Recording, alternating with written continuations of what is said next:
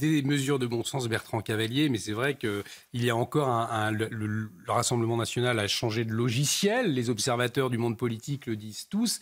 En revanche, on voit que dans la société, même pour des mesures de bon sens, eh bien, il y a une offensive contre le Rassemblement national. Je crois que ces personnes-là qui se focalisent comme ça de façon très prismée sur le Rassemblement national n'ont pas compris que c'est une sociologie qui porte le Rassemblement national. C'est une population qui aujourd'hui est extrêmement angoissée, préoccupée au regard d'enjeux existentiels que sont l'insécurité, que sont l'immigration massive, que sont l'identité. Avant d'ailleurs peut-être des enjeux économiques. D'ailleurs ça, je pense qu'il y aura de la part de ce Rassemblement national, s'il accède au pouvoir, une rencontre avec la réalité des choses. Mais là où ils sont attendus, c'est véritablement au travers de mesures très fortes et significatives. Bon, les mesures que vous avez évoquées sont des mesures intéressantes, mais qui ne vont pas traiter le fond du problème. Quand on parle de l'immigration, aujourd'hui, cette immigration, elle est massive, elle n'est pas contrôlée. Je vais même plus loin. Il y a des zones où on ne contrôle plus. Vous avez des retours très concrets, justement je vous donne des retours très concrets. C'est-à-dire, à côté du discours officiel, vous avez maintenant des gendarmes et des policiers. Les flux sont tellement massifs dans certains départements qu'on ne contrôle plus. On ne fait même plus ces procédures, ceci qui ne servent à rien, d'OQTF. Donc, où est la souveraineté de la France ? Mais c'est quelque chose qui est inouï de nier une telle réalité.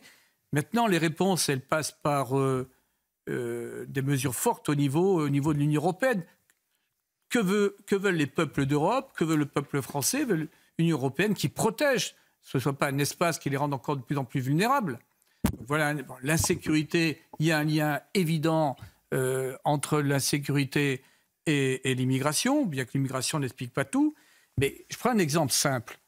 Quand on installe 40 mineurs ou 80 mineurs non accompagnés dans un village de Provence, sans en parler aux élus locaux, sans l'accord de la population locale, mais là, on est sur des délits. Les citoyens français, on aura. Non, mais c'est tout à fait incompréhensible. Bon, moi, je vais très souvent en Afrique. L'enjeu africain, il pourrait être traité. Il y aura toujours des flux migratoires, mais qui doivent être contrôlés. Maintenant, le véritable enjeu, c'est quelle est notre relation avec l'Afrique, comment favoriser le développement, notamment au travers de la condition de la femme, sujet qui est totalement marginalisé. Donc, comment également conditionner les aides à des progrès en la matière, etc.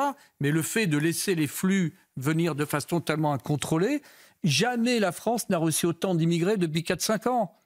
Jamais. Oui, mais encore une fois, c'est une alliance électorale de circonstances. Mais la gauche a toujours très bien réussi à faire cela. Oui. Elle est habituée. La gauche, quand il a fallu se rassembler, elle a toujours réussi à le faire, quels que soient les désaccords, que ce soit des désaccords d'idées, parce que là, on parle des personnes, mais sur les idées, les programmes ne sont pas du tout les mêmes. Entre la manière dont François Hollande a présidé et gouverné le pays entre 2012 et 2017 et le programme de la France insoumise, dites-moi ce qu'ils ont en commun. Absolument rien. Il y a des désaccords programmatiques, il y a des désaccords entre les personnes, mais la gauche de tout temps a su se rassembler quand c'était dans leur intérêt, quand ça leur permettait de gagner des sièges, et se rassembler aussi pour faire barrage à l'extrême droite. Oui, mais là, je suis tout à fait d'accord, sauf que cette fois-ci, on est sur des enjeux, je dirais, civilisationnels. C'est-à-dire qu'il y ait une approche économique très différente. Ça a été le cas, mais ils se regroupaient.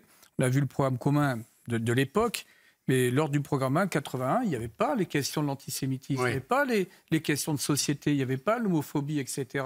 à ce point-là.